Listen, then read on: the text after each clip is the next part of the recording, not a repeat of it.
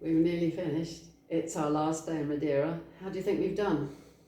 So much better than I thought we might. Really? I really thought we might come and just find it was all impossible and that we'd only done a fifth of it and the whole thing has been a bit of a disaster, so I'm happy that didn't happen. But that's kind of what's kept us going, isn't it? I mean, sometimes I've felt I'm too tired, I can't think through this again. And then I thought, but we've got this month, I've got to do it. And we pushed on and got on with it. And did a lot of hours. I was quite surprised. All my life I've jotted down how many hours work I've done every day for decades. I didn't know you did the same.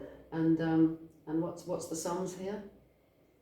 Well, I've found that I've averaged a very consistent, at least over the course of a week, with 6 days on, 1 day off. Yeah, the lovely days off we had. Average 5 hours pretty consistently per day, and yeah, for me that's been a really nice balance of being able to do lots, but also not getting worn out, and still having time for some other things that I've had to do as well. And I've done a bit less than that. But we made, didn't we, before we even started, trying to decide whether we'd do this at all, we added up how many hours we thought the whole job would take, which is a bizarre thing to do. But actually it's turned out we were reasonably accurate, didn't it? Yeah, we guessed via completely different methods. We guessed 300 collective hours. And yeah, I've done 120 so far, you've done about 90. We've got some left to do. But yeah, it's sort of the right ballpark in any case, and it's quite interesting that we weren't miles off, I guess, because we do have some training in how to do this. But it wasn't just this week, was it? No, we've certainly had a lot of practice in our lives, but it wasn't just this week. I mean, we didn't start from nothing, did we? Can we remember what we did before? I mean, we've known we were going to do this book for some months, and we've collected up and sent each other, whenever we came across something interesting, we sent it to each other, and then you made up all sorts of wonderful spreadsheets, which I was so grateful to you doing, all the technology, which included all the papers we wanted to read.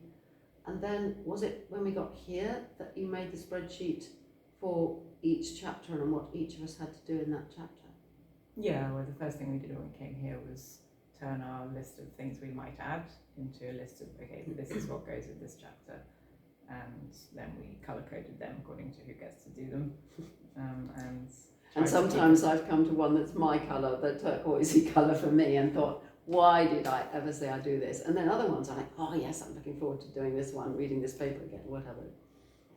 Yeah, and I guess throughout there's been a danger of feeling trapped by your previous thoughts, in the sense of, well, we put this on the list, so it must be really good or important, and actually in some cases much better to say no, that is new and we thought it might be interesting, but actually it's not really relevant. And of course, to balance that out with the knowledge, because we weren't allowed to add many words to the overall count, everything that you add, in theory, something has to be lost. Or that was very difficult. I found it several times. I'd see some references that were quite old, and I thought, oh, surely they can go because I need to put in these new ones. And then I'd look back to what they were to check, and oh no, that's really important. I remember that. We can't let that go. Very difficult juggling. I hope we haven't packed it too full of new things, but you don't want to lose the beginning of the stories of why people, what question they were asking and where we've got with that question. You don't want to just have the latest science. So it's tricky, isn't it? Yeah, I mean, I guess part of the scientific method is to falsify past claims and to, build in that kind of destructive sense, if you like. And so in some cases it is important to lose things that just have been disproven, as it were, or for which there isn't any longer much supporting evidence. But in many cases also, as you say, it's important to see the prehistory of what there is now, and partly because with each niche within this field that we're thinking about, people start by asking the beginning questions that, as someone who's trying to get a grasp on the field in the first place, they're the most useful places to start. And they're great questions, aren't they? I mean, what is the nature of, been asked for thousands of years in one form or another. What is mind? Is mind separate from this supposed physical world? Who am I?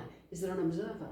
Can you have consciousness without somebody being conscious? Wonderful, wonderful questions, which is what keeps me going, that I still, after all these years of doing this, I mean, I started writing the first edition, 25 years ago.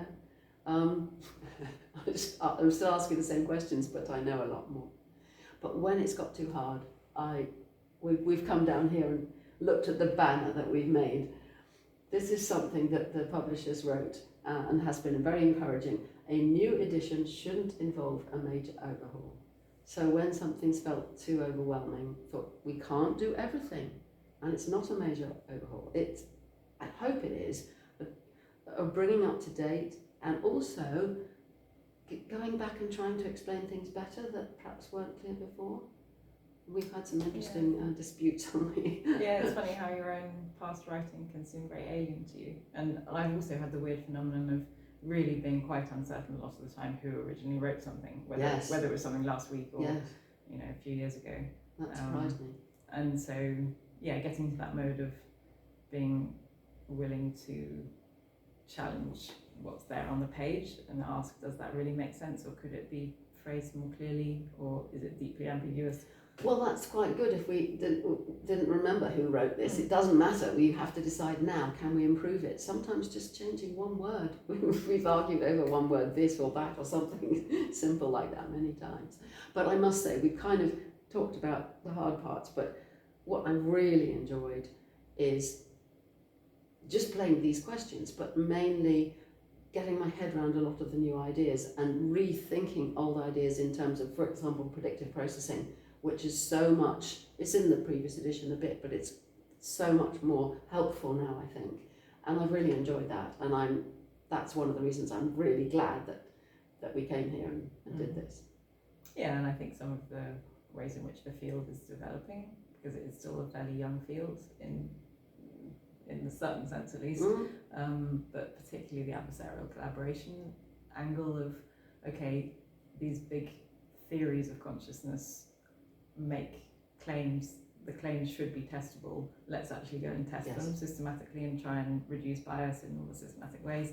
That's like that's something that was really missing in the last edition, and it's been very satisfying to be able to put it in there. But that's not just adversarial, is only one way of doing it. I mean, people have been trying to test them, but that's not come forward. When we went to Tucson, in partly to encourage us to decide about doing the book or not, the Tucson conference last year, that was something that I think struck us both. At last, people were saying, well, this predicts this, IIT theory predicts this, global workspace theory predicts this, let's go and do it. And then even better when they get together with somebody from each side and make the adversarial collaboration.